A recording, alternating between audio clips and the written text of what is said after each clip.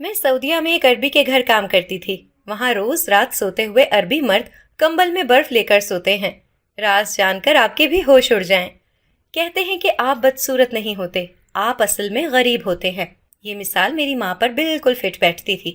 وہ بہت خوبصورت تھی، مگر پرانے اور پھٹے کپڑے پہن کر اس کی خوبصورتی میں داغ لگ جاتا اور وہ عام سے لوگوں کی طرح ہی لگتی تھی۔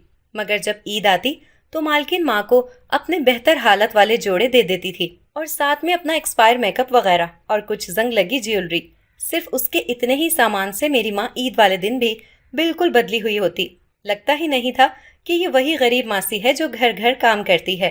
عید والے دن تو مالکن سے بھی زیادہ میری ماں حسین لگ رہی ہوتی تھی، اس لیے جلن کے مارے مالکن میری ماں کو اپنے کپڑے وغیرہ بھی نہ دیتی تھی۔ میری ماں کی 2 ہی بیٹیاں تھیں، ایک میں اور ایک مجھ سے 2 سال چھوٹی میری بہن۔ میں اتنی خوبصورت نہ تھی جتنی میری چھوٹی بہن تھی، اور اپنی اس خوبصورتی کا اسے خوب احساس تھا۔ اماں کو کہتی، اماں میں بتا رہی ہوں، میں کام کرنے کے لیے پیدا نہیں ہوئی، مجھ سے توقع نہ رکھنا، میں گھر گھر جا کر برتن مانجوں گی، میں تو کسی شہزادے سے بیاہ کر اس گندے سے گھر سے دور چلی جاؤں گی۔ اماں اور میں اس کی معصوم سی خواہش پر ہنستے تھے۔ اماں ہوگ بھر کر کہتی، جھگیوں میں رہنے والیوں کے مقدر میں بھلا شہزادے کہاں سے آئیں گے؟ اپنی اوقات دیکھ کر چادر پھیلانی چاہیے۔ مگر یہ لڑکی کبھی نہیں مانے گی، بس خواب دیکھتی رہے گی۔ اپنی اوقات دیکھ کر چادر پھیلانی چاہیے، مگر یہ لڑکی کبھی نہیں مانے گی، بس خواب دیکھتی رہے گی۔ میں اماں کے ساتھ کام پر جایا کرتی تھی اور وہ جانے سے صاف انکار کر دیا کرتی کہ میں کوئی کام کرنے کے لیے پیدا تو نہیں ہوئی ہوں۔ اماں غصہ کرتی تو میں اسے سمجھاتی، اماں اسے کام کرنے کا کیوں کہتی ہو؟ وہ ٹھیک تو کہہ رہی ہے، اس کے ہاتھ دیکھے ہیں کتنے گورے ہیں، بالکل دودھ کی ملائی جیسے۔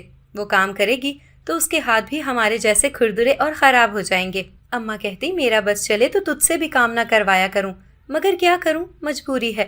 میں یہ سب سمجھتی تھی، اس لیے مجھے کوئی اعتراض نہیں تھا۔ میری زندگی جیسی چل رہی تھی میں خوش تھی، لیکن اماں اور میرے وہم و گمان میں بھی نہیں تھا کہ چھوٹی کن راستوں پر نکل کھڑی ہے۔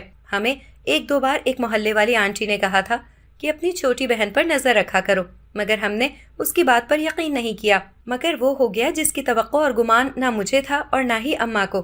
ایک دن ہم کام سے گھر واپس آئے تو وہ گھر پر موجود نہیں تھی، بلکہ ایک خط تھا جس میں اس نے لکھا ہوا تھا کہ اسے اپنے خوابوں کا شہزادہ مل گیا ہے اور وہ اس کے ساتھ ایک نئی زندگی کی شروعات کرنے جا رہی ہے۔ اماں تو سکتے میں آ گئی۔ اس کی نازوں پلی بیٹی جانے کس کے ہتھے چڑھ گئی تھی، کون تھا وہ، کیسا تھا، ہمیں کچھ معلوم نہ ہو سکا۔ کچھ دنوں بعد پتہ چلا اس نے کسی امیر آدمی سے شادی کر لی ہے اور اس کے ساتھ سعودیہ چلی گئی تھی۔ اماں نے اس کے جانے کے غم کو سینے سے لگا لیا اور بیمار پڑ گئی۔ اب میں ہی کام کرتی اور گھر کا گزارا ہوتا۔ جس گھر میں میں نوکری کرتی تھی، ایک دن وہاں پر ایک بڑی پارٹی تھی جس کی ساری تیاری میں نے اکیلے ہی کرنی تھی۔ اگلے دن صاحب نے مجھے بلایا اور پوچھا، اگر تمہیں اس سے بھی اچھی جگہ کام کرنے کا موقع ملے تو تم کیا کرو گی؟ میں نے فوراً کہہ دیا، میں اس موقع کو استعمال کروں گی کیونکہ میری ماں بیمار ہے، اس کا علاج بہت ضروری ہے۔ صاحب نے کہا، ہماری کل کی پارٹی میں ایک دوست کو تمہارے کام کرنے کا انداز بہت پسند آیا ہے، وہ چاہتے ہیں کہ تم وہاں ان کے لیے کام کرو، تنخواہ تمہاری سوچ سے بھی زیادہ ہوگی۔ میں نے کہا، صاحب جی میں تیار ہوں۔ ان کا گھر کہاں ہے؟ اس وقت ماں کے علاج کے لیے مجھے پیسوں کی سخت ضرورت تھی اور میں کچھ بھی کرنے کو تیار تھی۔ صاحب 2 پل کو خاموش ہوئے تو مجھے بے چینی ہونے لگی۔ پھر کہا کہ تمہیں سعودیہ عرب جانا ہوگا۔ یہ سن کر میں ساکت رہ گئی۔ اتنی دور بیمار ماں کو اکیلا چھوڑ کر؟ اس پل مجھے شدت سے محسوس ہوا کہ باپ اور بھائی کا سایہ سر پر ہونا کتنی بڑی نعمت ہوتی ہے۔ اماں نے ویسے کبھی ہمارے باپ کے بارے میں ہمیں نہیں بتایا تھا، بس اتنا معلوم تھا کہ 2 بیٹیوں کی پیدائش کے جرم میں اس نے اماں کو طلاق دے کر گھر سے نکال دیا تھا۔ میں نے گھر جا کر جب اماں کو بتایا کہ مجھے سعودی عرب جانے کا موقع مل رہا ہے تو اماں نے مزید کوئی بھی بات سننے سے پہلے ہی میرے ہاتھ پکڑ کر کہا، تو ضرور جا، کیا پتا تجھے وہاں تیری بہن مل جائے، میرا دل کہتا ہے کہ وہ کسی مشکل میں ہے، تو وہاں جائے گی نا تو اسے ڈھونڈ کر واپس لانا۔ میں پریشان تھی کہ اماں کو اکیلی چھوڑ کر کیسے جاؤں، مگر اماں بضد تھی کہ تمہیں جانا پڑے گا۔ یوں میں نے صاحب کو ہاں کر دی۔ یوں میرے کفیل نے بہت جلد میرے ویزے اور پاسپورٹ وغیرہ کا مسئلہ حل کر دیا اور میں سعودیہ میں آ گئی۔ وہاں مجھے ایک عربی کے ہاں کام کرنے کا موقع ملا تھا۔ بہت بڑا اور عالیشان گھر تھا اور کوئی عورت نہیں تھی، بس وہ عربی مرد اکیلا رہتا تھا۔ مگر میری تسلی کے لیے یہ بات تھی کہ وہاں 1-2 اور خاتون ملازمائیں موجود تھیں۔ ایک کا کام کھانا پکانا تھا اور ایک کا کام گھر کی صفائی ستھرائی۔ مجھے سمجھ نہ آیا کہ یہاں جب پہلے سے ہی کام کرنے والوں کی کمی نہیں تھی تو مجھے یہاں کیوں لایا گیا ہے۔ मगर बहुत जल्द ये भी समझ आ गया। मेरे आते ही सब मुलाजिमों को फारिग कर दिया गया था और मुझ पर सारे घर की जिम्मेदारी डाल दी गई। जहाँ 3-4 लोगों को अलग अलग तनख्वाह दी जाती थी, वहाँ मुझे अकेली को तनख्वाह देकर मालिक को फायदा ही होता। मैं भी चुप रही, क्योंकि मेरी जितनी तनख्वाह थी वो मैं पाकिस्तान भेजती तो लाख रुपए बन जाते और मेरी माँ का इलाज अच्छे से शुरू हो जाता। मैंने कभी साहब के किसी काम में कोई मुदाखलत नहीं की और ना ही दिलचस्पी दिखाई। मैं अपने काम से काम रखती थी, ना ही अरबी मालिक से बात होती और ना ही वो मुझसे बात करने की कोशिश करता। इसलिए वहाँ सब अच्छे से गुजरने लगा। कभी कभी मुझे इस घर में अजीब सा भी महसूस होता, क्योंकि आए रोज मालिक के अरबी दोस्त उससे मिलने आए होते थे। जब वो आते तो मालिक मुझे कहता कि तुम मुझे कमरे के दरवाजे पर ही शरबत वगैरह की ट्रे पकड़ा दो, अंदर मत आना। मुझे तजस्सुस होता कि मालिक क्यों नहीं चाहता कि मैं उसके दोस्तों को देखूं। खैर, मैंने सोचा अच्छा ही है, मुझे भी कौन सा उनके मेहमानों से मिलने का शौक है। मेरे अरबी मालिक को उर्दू और पंजाबी भी बहुत अच्छे से आती थी, मगर मैं अरबी जबान की अलिफ बे से भी आगाह नहीं थी। एक दिन मालिक की तबीयत खराब हो गई। पहले वो अपने मेहमानों को खुद रिसीव करने जाता था, मगर अब की बार उसने मुझे कहा कि जाओ मेहमानों को लेकर आओ। मैंने मेहमानों के लिए दरवाज़ा खोला और उनको अंदर लेकर आई। थोड़ी देर बाद मैंने शरबत देने के लिए दस्तक दी और अंदर चली गई तो अजीब मंजर देखा, जिसे देखकर मैं हैरत से गुंग रह गई। लोग मरीजों की इयादत करने के लिए फल या खाने पीने की चीजें लेकर जाते हैं, और वो बर्फ लेकर आए थे। मुझे साकित खड़ा देखकर मालिक बोला, जाओ तुम यहाँ क्यों खड़ी हो। मैं कमरे से बाहर आ गई। तजस्सुस के मारे कान लगाए तो कुछ समझ न आया, क्योंकि वो सब अरबी बोल रहे थे। रात को मैं जब मालिक को चाय देने गई तो देखा कि वो अपने कंबल में बर्फ रख रहा था। मैं चौंक गई। मुझे समझ न आया तो मैंने हिम्मत करके पूछ ही लिया कि आप अपने कंबल में बर्फ क्यों रख रहे हैं। कहने लगा, शायद तुम्हें नहीं पता, ये यहाँ का रिवाज है। अक्सर अरबी मर्द सोते हुए अपने कंबल में बर्फ रखकर सोते हैं, क्योंकि उससे उन्हें ठंडक मिलती है और वो जवान रहते हैं। ये मालूमात मेरे लिए नई थी और हैरत अंगेज भी कि कंबल में बर्फ रखकर सोना कितना अजीब है। मैंने सोचा कि सऊदीया एक सहराई मुल्क है, यहाँ गर्मी बहुत है, शायद इसलिए ये यहाँ के लोगों के कल्चर का हिस्सा हो। मैं इस बात को भूल गई। अब मैं सोच रही थी कि मुझे घर से बाहर भी निकलना चाहिए। आखिर घर में तो कैद होने नहीं आई, मुझे अपनी बहन से भी तो मिलना है। घर से बाहर निकलूंगी तो क्या पता इत्तेफाक से ही सही कुछ न कुछ हो जाए और मेरी बहन मुझसे टकरा जाए। मैंने मालिक की इजाजत चाही तो उसे कोई एतराज न हुआ। कहने लगा, जब मेरे मेहमान आया करें तो तुम हमारे लिए खाने पीने की चीजें बनाकर 2-3 घंटों के लिए चली जाया करो। मैंने कहा, ठीक है। वैसे मुझे कभी कभार बहुत ही हैरत होती थी कि मालिक के मेहमान आए दिन आए रहते हैं और वही मेहमान हर बार होते थे। ज्यादातर शायद वो उनके दोस्त थे और इसीलिए इतनी बेतकल्लुफी से मिलने आ जाते थे, और जब भी आते थे मालिक के लिए बर्फ जरूर लाते थे। उस दिन के बाद से मैं गैर शऊरी तौर पर ध्यान रखने लगी थी। मालिक रोजाना बर्फ को अपने कंबल में रखकर सोते थे, मगर सुबह जब वो उठकर जाते तो उसूलन बेड को गीला होना चाहिए था, मगर वो तो वैसा ही होता, सूखा हुआ। मुझे बहुत हैरानी होती और मशकूक भी हो जाती कि ये सब क्या है।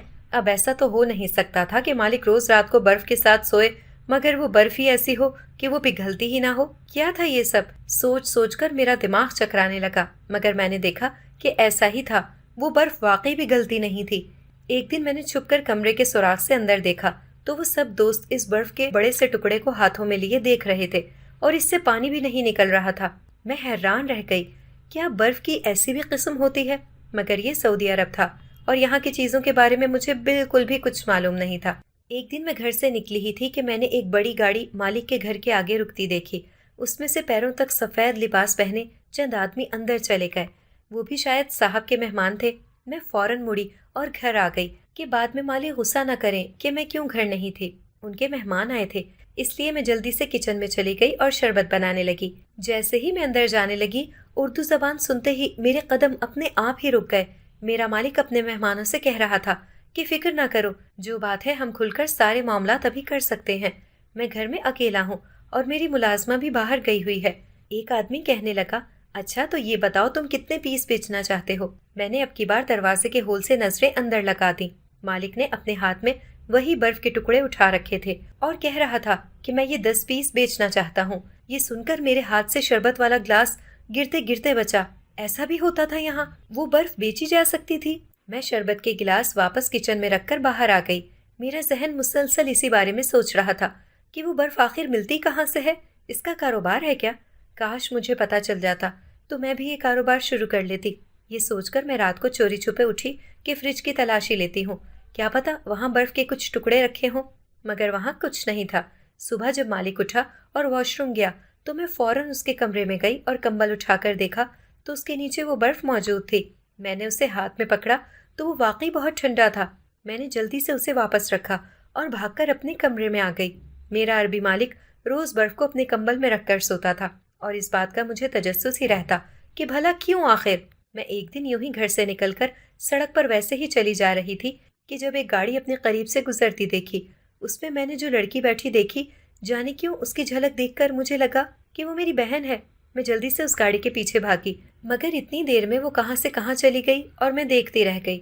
اس دن مجھے مالک نے کہا، ایسا ہے کہ میں کچھ دنوں کے لیے ملک سے باہر جا رہا ہوں، تمہیں اپنے دوست کے گھر پر چھوڑ دوں گا، تم اتنے دن ان کا گھر سنبھالنا۔ مجھے کیا مسئلہ ہونا تھا، میں تو ملازمہ تھی اور میرا کام ہی کام کرنا تھا، پھر وہ چاہے جہاں مرضی ہو، کیا فرق پڑتا ہے۔ صاحب اپنے دوست کے گھر مجھے چھوڑ آئے جو زیادہ دور نہیں تھا۔ میں نے جاتے ہی سارے کام سنبھال لیے۔ صاحب کا دوست وہی تھا جو اکثر گھر آتا رہتا تھا۔ میں اس کو شکل سے پہچانتی تھی، لیکن یہاں بھی جب وہی ہوتے دیکھا جو مالک کے گھر میں تھا تو میں چونک گئی۔ یہ والے مالک بھی اپنے کمبل میں برف کے ٹکڑے رکھ کر سوتے تھے۔ میں نے خود کو کہا، لو، میں تو عجیب ہی سمجھ رہی تھی اور فضول میں مالک پر شک کر رہی تھی، مگر یہاں تو سارے عربی مرد ہی ایک جیسے تھے، کمبل میں برف رکھ کر سونے والے۔ میں نے سوچا کتنی عجیب عادات ہیں ان عربیوں کی جو پاکستانیوں کی نہیں ہوتی۔ ان صاحب کے گھر میں بھی زیادہ ملازم نہیں تھے، صرف میں تھی اور ایک مالی۔ ایک دن گھر کے سارے کام نمٹا کر میں نے سوچا کہ گھر سے باہر نکل کر قریبی پارک میں چلی جاتی ہوں، شاید وہاں جا کر دل تھوڑا بہل جائے۔ میں چلتے چلتے کب خیالوں میں مگن اپنے پرانے مالک کے گھر کے آگے پہنچ گئی، مجھے پتہ ہی نہ چلا۔ واپس مڑنے لگی تو ایک دم نظر گیٹ پر پڑی۔ میں دنگ رہ گئی۔ مالک نے تو کہا تھا کہ وہ ملک سے باہر جا رہے ہیں، مگر وہ تو گھر پر ہی تھے، ان کی گاڑی وہیں کھڑی تھی، بلکہ 3-4 اور گاڑیاں بھی وہاں نظر آ رہی تھیں۔ میں اندر چلی گئی۔ اس سے پہلے میں گھر کے اندر جاتی ایک اور گاڑی آنے کی آواز آئی۔ میں بے اختیار غیر محسوس انداز میں ایک ستون کے پیچھے ہو گئی۔ آج وہاں شاید کوئی پارٹی تھی۔ گاڑی سے اترنے والی لڑکی کو دیکھتے ہی مجھے لگا کہ میری سانسیں رک گئی ہیں۔ وہ تو میری بہن ہی تھی، ساتھ اس کا شوہر تھا شاید۔ میری بہن نے انتہائی معیوب کپڑے پہن رکھے تھے اور بہت سارا میک اپ کیا ہوا تھا۔ اس کا شوہر آگے آگے گھر کے اندر چلا گیا، وہ بھی پیچھے داخل ہونے لگی تو میں نے اس کا ہاتھ پکڑ کر روک لیا۔ وہ بھی مجھے دیکھ کر دنگ رہ گئی تھی، ایسا لگ رہا تھا جیسے اسے یقین نہ آ رہا ہو۔ پھر ایک دم وہ جیسے ہوش میں آ گئی، کہنے لگی، تم یہاں کیا کر رہی ہو؟ میں نے کہا، میں تمہیں تلاش کرنے اس ملک میں آئی ہوں، تمہیں ذرا سا بھی احساس نہیں کہ ہم پر کیا گزری؟ کہنے لگی، ابھی میرے پاس ان سب باتوں کا وقت نہیں، میں تمہیں اپنا فون نمبر دیتی ہوں، اس پر فون کر لینا۔ اس نے جلدی سے ایک نمبر میرے ہاتھ پر لکھ دیا۔ جب وہ پینسل واپس بیگ میں رکھی رہی تھی تو میری نظر غیر ارادی طور پر اس کے بیگ کے اندر پڑ گئی اور اگلے ہی لمحے میں حیران رہ گئی۔ اس کے بیگ کے اندر بھی وہی برف کے ٹکڑے نظر آ رہے تھے۔ اس سے پہلے میں اس سے پوچھتی، وہ جلدی سے اندر چلی گئی۔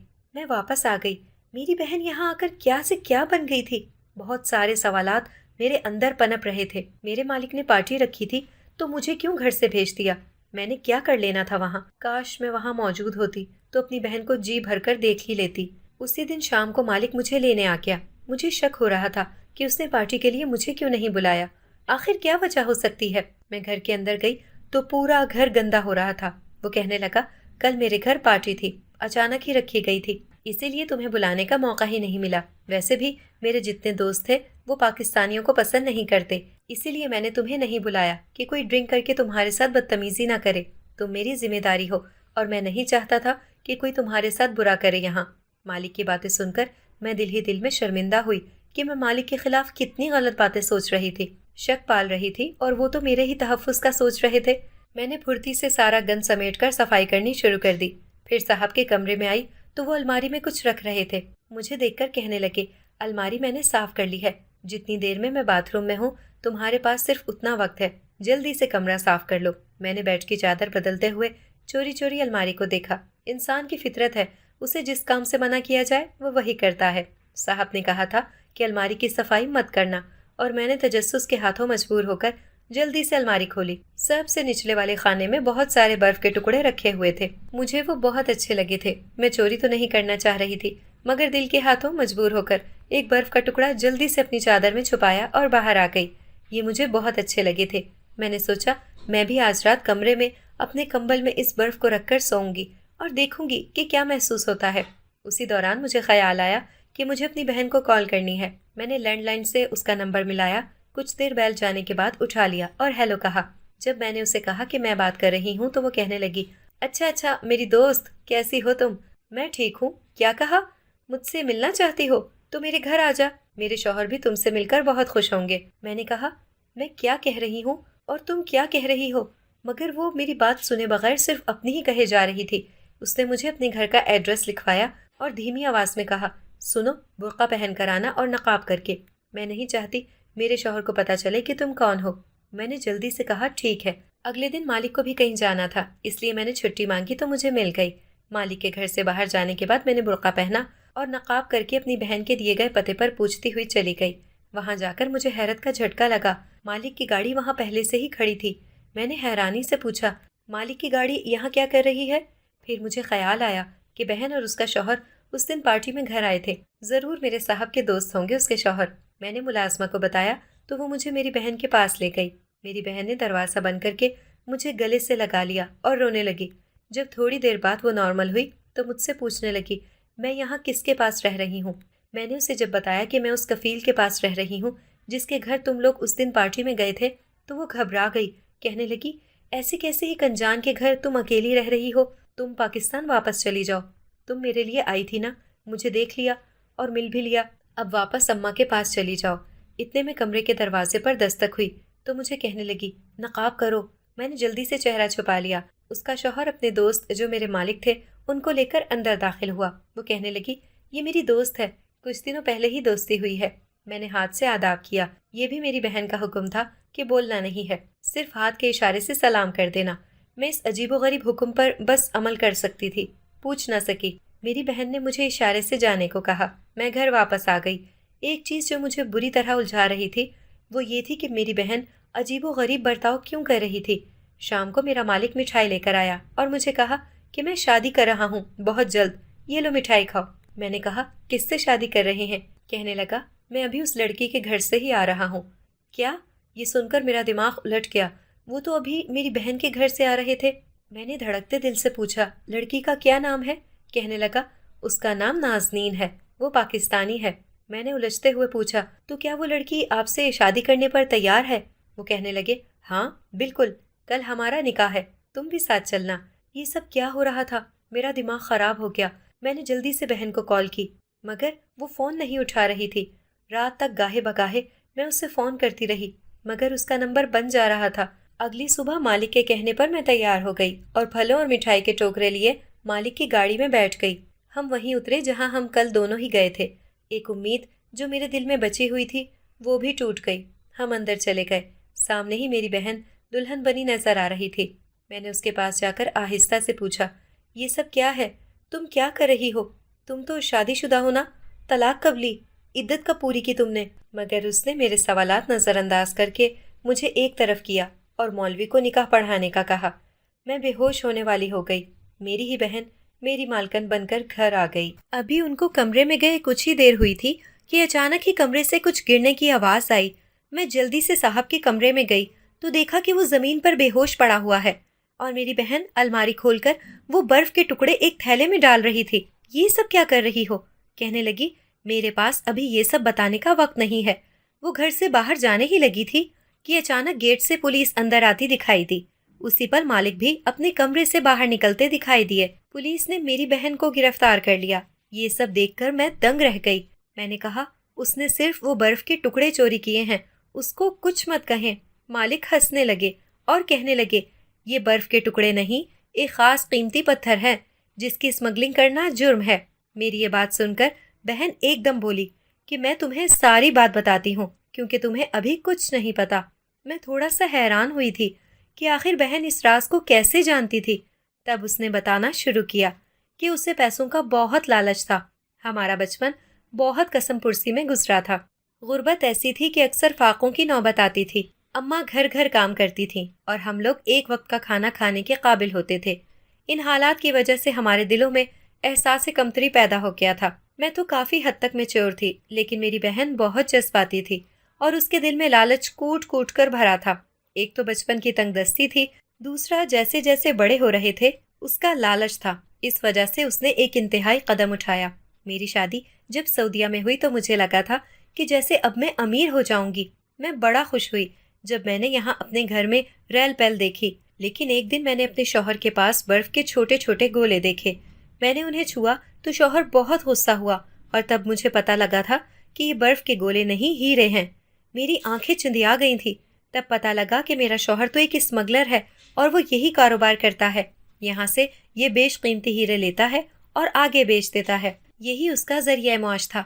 मैं काफी हैरान हुई थी और इसके बाद मुझे मेरे शौहर ने इस काम पर लगा लिया। मैं जितनी भी लालची थी, लेकिन मैं कभी भी ये सब नहीं करना चाहती थी। मैंने उसे बहुत कहा कि अब तक जो हो गया वो हो गया, लेकिन आगे के लिए हम तौबा कर लेते हैं।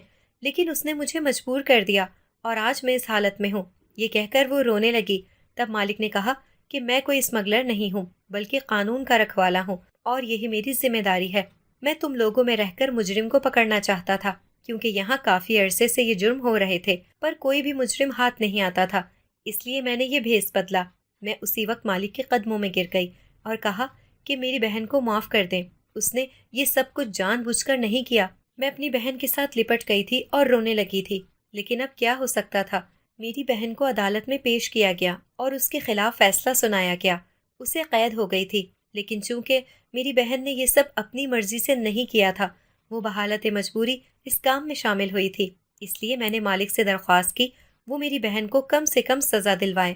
मालिक ने ऐसा ही किया। केस चला और मेरी बहन को 5 साल की सज़ा हुई, जबकि दूसरे लोगों को 20-20 साल की।